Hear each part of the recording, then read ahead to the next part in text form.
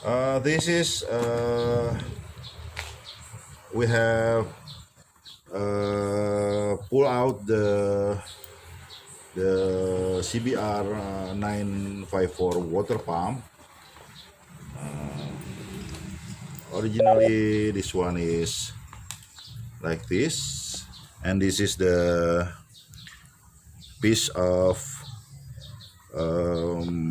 mechanical seal that attach in the body of the water pump. Actually this is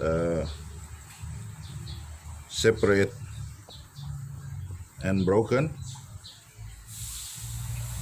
Before we can remove that seal, we have to remove the propeller first, like this. We can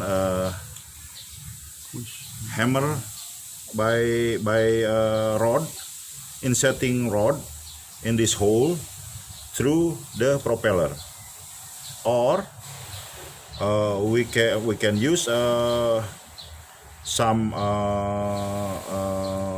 welding tools and weld in this propeller and push it out like this. This one.